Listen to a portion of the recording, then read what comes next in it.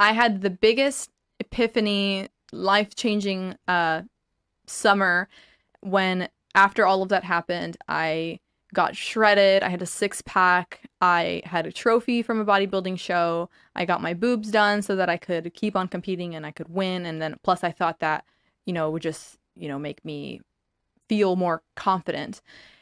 And also at the time, while I was competing, I had gotten a job in a marketing company and I was getting paid really well. So, I had money in the bank. I had a good job title for somebody my age. I had everything that I thought, all of the superficial things that I thought I needed. And I realized I felt so empty and alone. Mm-hmm. And one day I just completely broke down and I was home alone and I felt like I didn't want to go on any longer. And I called suicide hotline, and the woman the operator ended up talking to, she, asked me all these questions, and then she told me, well, it sounds like you don't really know what your purpose in life is. And when you don't feel like you know what your purpose is, you're going to feel like you have no reason to go on. And I kind of was like, whatever, I wasn't in a good place to have a conversation with somebody, but that conversation did calm me down and it got me thinking, and I thought about my purpose. And I didn't like my job at the marketing company. I was in charge of events that sold cable. Mm-hmm. And like for like hot, very, very, very expensive cable TV and for your phones and everything. And I just knew, I was like, there's no purpose in this. This is not why I'm here on this planet.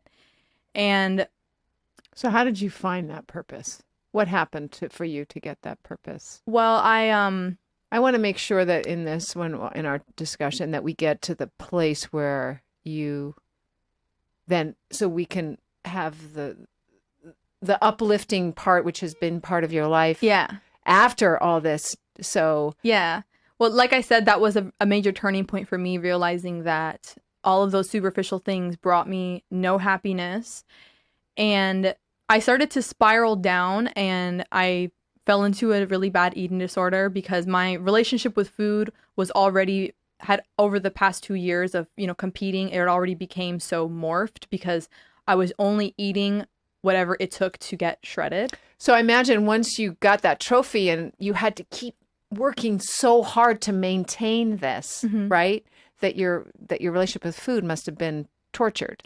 Right. And what you're supposed to do is after you do a competition, you're supposed to reverse diet back up to a normal level of eating. You're not supposed to diet down any further. Mm-hmm. But because I didn't feel that happiness after all of these things, I just wanted to, it's really hard to explain, but it's almost like I felt like I wanted to disappear. And I just kept eating less and less because I get that. Being invisible? Yeah. It's something that, because as time went on, like I already knew how to manipulate my body. I knew that if I ate less, I would lose a little bit of weight. I was already like super, super thin.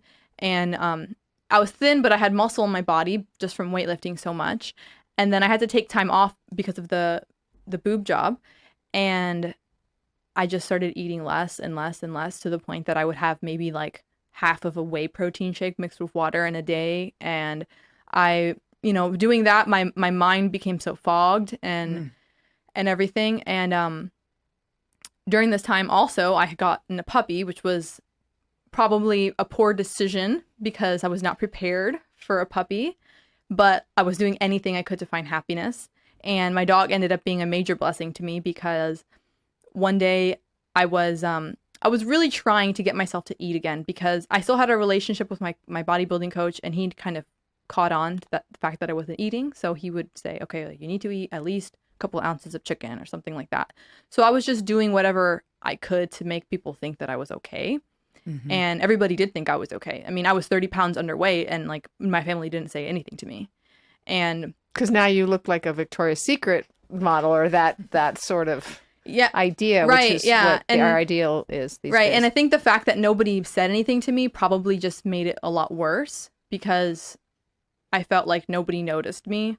So then I just kept on, eating less and less. And then one day... Which is ironic because you wanted to be invisible, but at the same time you didn't. You were screaming out for people to notice. I guess looking back on it, I mean, it was a call for help. Like, I wanted to be invisible, but at the same time, like, I wanted somebody to, Especially the people who love you the most. You want them to notice you. Exactly. And one day I went grocery shopping. I bought some chicken and I thought, okay, I'm going to like really try to like eat today. And I did like what I would normally do is buy like a pack of the, cage free or what organic chicken or whatever. And BS. yeah, exactly. And I started cooking it and I had this little puppy and he's a little Pomeranian and he was so tiny and he was just like sitting up looking at me because he wanted food. And I was cooking the chicken and I looked down at my dog and I was like, okay, what if this chicken was dog meat? Like, just dog meat and chicken look the same. And it just freaked myself out. And I just thought, how would I know the difference if somebody tried to feed me my dog? Like, I wouldn't really know the difference, but I would never eat, a dog. And the whole idea of it just freaked me out. Like, it just hit me. And that just popped into your head. It just came in from nowhere. Yeah, it just popped into my head. Not everybody has that experience, obviously. Right. For a lot of people, they see a documentary or they see something online, like a video. It was honestly, my house was silent and I just had some raw chicken and I looked at my dog and I just thought, this doesn't make any sense. And I lost my appetite and I got on the computer and I searched, why do people go vegetarian? Because I didn't know like vegan was a thing. And I started reading all these articles about the environment and just the whole agricultural industry in the West and how it has this major effect on the world. And I was so highly emotional at the time because of my, my state. And I just like broke down crying and I just thought like, how could I continue to, live this lie or to keep on doing something that is so wrong? And because I guess I had felt like up to that point, I had been like broken so many times. And then I thought, how could I live a life that contributes to so much suffering? Yeah.